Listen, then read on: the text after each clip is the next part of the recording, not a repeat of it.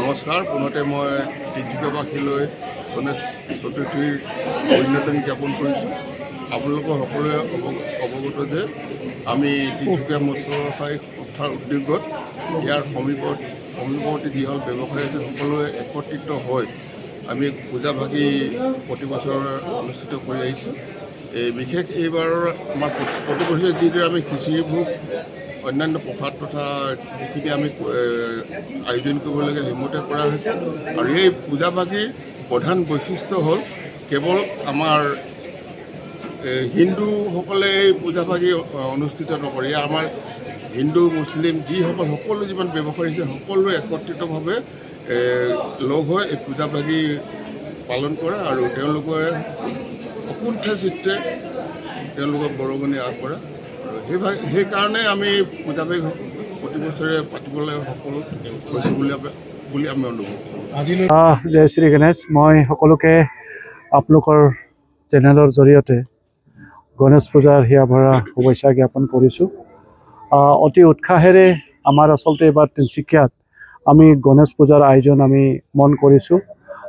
যথেষ্ট ডাঙৰকৈ পূজাসমূহ আয়োজন কৰা হৈছে আৰু ৰাইজৰ মাজত যথেষ্ট উৎসাহ আছে।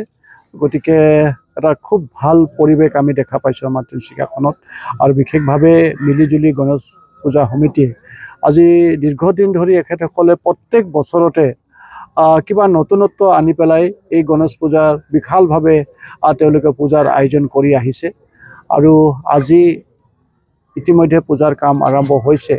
মই খন্তেক আগতে আশীৰ্বাদ গ্ৰহণ কৰিছোঁ আৰু দেখিছোঁ যে এইবাৰো যোৱা বছৰৰ দৰে অতি সুন্দৰ হৈছে এই পূজা। আৰু এই পূজাৰ জৰিয়তে আচলতে এখেতসকলে প্ৰয়াস কৰি আহিছে যে বিভিন্ন জাতি জনগোষ্ঠী বিভিন্ন ধৰ্মাৱলম্বী লোকক একত্ৰিত কৰি এই পূজাখনৰ জৰিয়তে এক সমন্বয়ৰ বাৰ্তা দিবৰ কাৰণে আচলতে তেওঁলোকে সদায় প্ৰয়াস কৰিছে। আৰু যিসকল উদ্যোক্তা আছে তাতো আমি দেখিছোঁ সকলো জাতি জনগোষ্ঠীৰ মানুহে একত্ৰিত হৈ পেলাই অন্তৰকণে এই পূজাখনত তেওঁলোকে আয়োজন কৰিছে।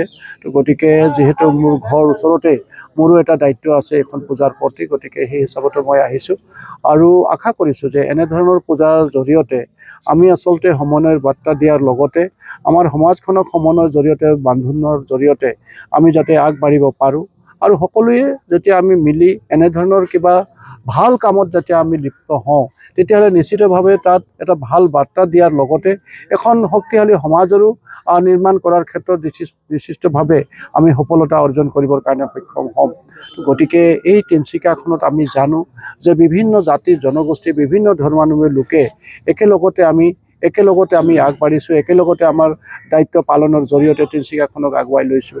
ইয়াত থকা প্ৰত্যেকটো জাতি জনগোষ্ঠী প্ৰত্যেকটো ধৰ্মাৱলম্বী লোকৰ অশেষ অৱদান আছে তিনিচুকীয়াখনৰ প্ৰতি।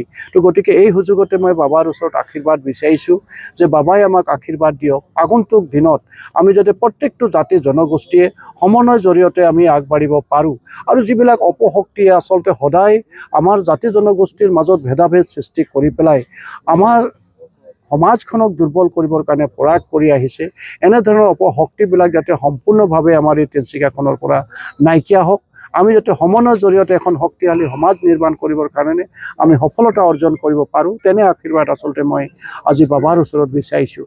আৰু পুনৰ সকলোকে অন্তৰৰ সৈতে গণেশ পূজাৰ হিয়া ভৰা শুভেচ্ছা জ্ঞাপন কৰিছোঁ। যিকোনো খবৰৰ বাবে যোগাযোগ কৰক 7099017330 লগতে 7099017110 নম্বৰত।